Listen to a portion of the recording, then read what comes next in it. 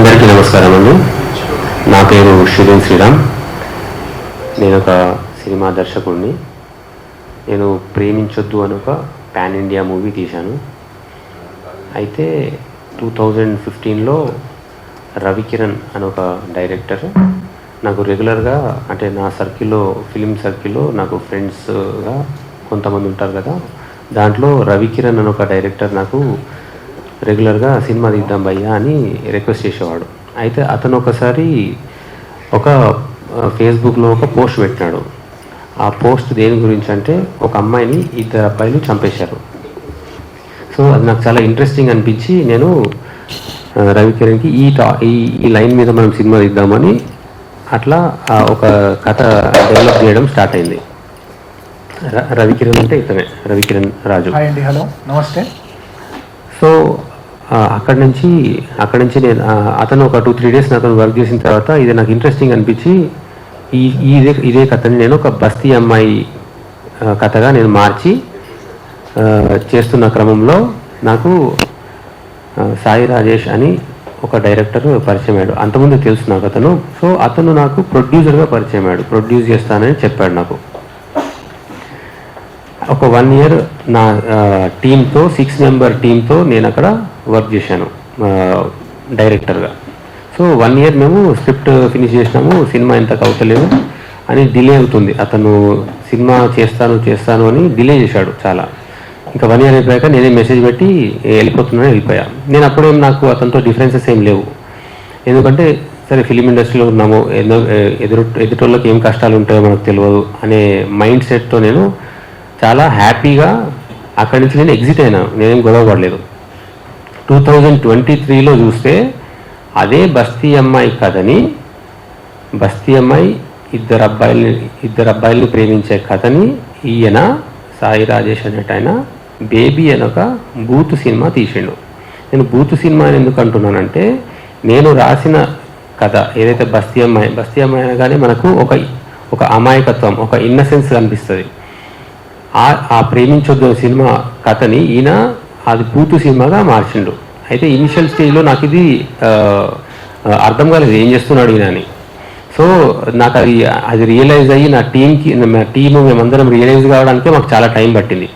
కానీ నేను ఎక్కడ కూడా 2020లో చాలామంది అడుగుతారు ఎందుకు లేట్ వచ్చినామని. 2023 జూలైలో ఆయన సినిమా రిలీజ్ అయినప్పుడు నేను ఎక్కడ కూడా రచ్చ చేయలేదు, ఎక్కడ కూడా ఎవరు చెప్పలేదు, నా క్లోజ్ ఫ్రెండ్స్ కూడా ఎవరు చెప్పలేదు.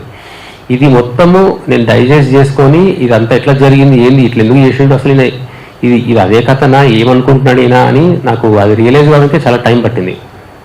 తర్వాత నేను దీనికి సంబంధించిన ఎవిడెన్సెస్ అన్నీ కలెక్ట్ చేసి అప్పుడు నేను లాయర్ నిఖిలేష్ గారిని కలిశాను. నేను లాయర్ నిఖిలేష్ మనతో. సో నిఖిలేష్ గారిని కలిసి డిసెంబర్లో నేను వాళ్ళకి ఒక లీగల్ నోటీస్ పంపాము. ఏది, నువ్వు కాపీరైట్ ఇన్ఫ్రింజ్ చేసినావు, మీ సినిమాలో మేము రాసిన వాటిలో నీకు ఒక 20 నుంచి 30 సీన్స్ తగులుతున్నాయి సేమ్, నువ్వు కాపీరైట్ ఇన్ఫ్రింజ్ చేశావని లీగల్ నోటీస్ పంపాము.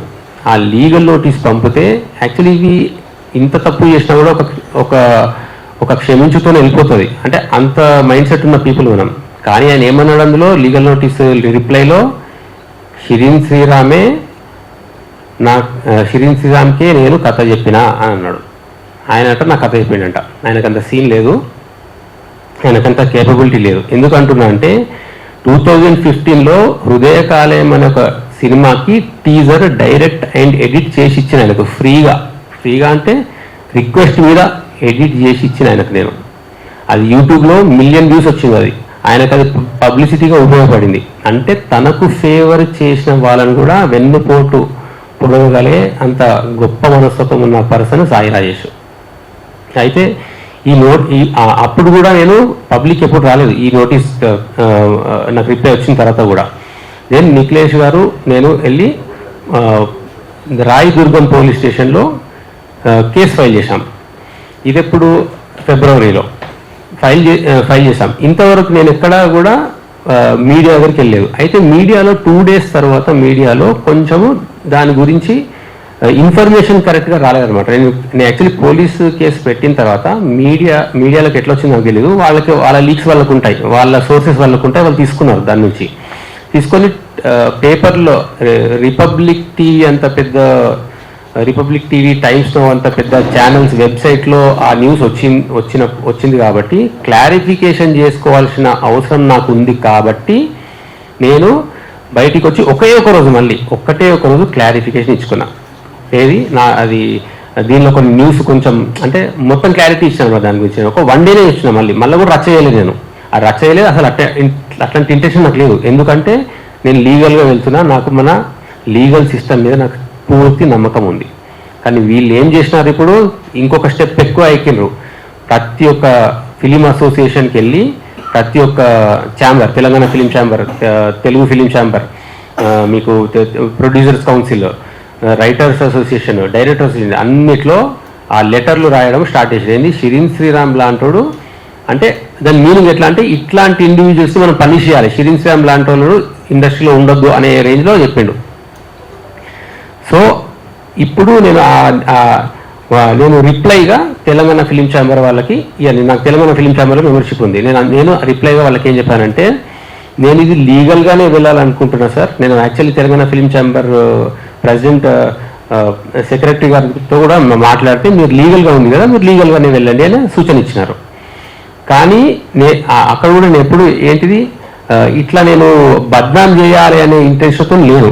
కానీ లీగల్గా ఉన్న మ్యాటర్ని ఈయన ఎందుకు అన్ని ఛాంబర్లలో వెళ్ళి నా పేరు బద్నాం చేస్తున్నాడు?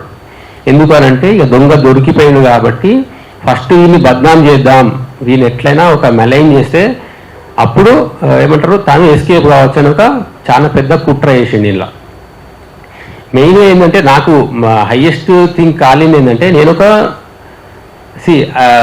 నా దగ్గర ఎంతో స్టఫ్ ఉంది కాబట్టి ఆయన నన్ను హృదయకాలం ట్రైలర్ నేను చేయించగలుగుతా అని ఆయనకు నమ్మకం కలిగింది. నా సినిమా స్టోరీలో ఎంతో దమ్ముంది కాబట్టే అతనికి కొట్టేయాలనే బుద్ధి కలిగింది. అందుకే నేను క్లియర్గా చెప్తున్నాను, ఫిలిం మేకింగ్కి ఆయన అర్హుడు కాదు.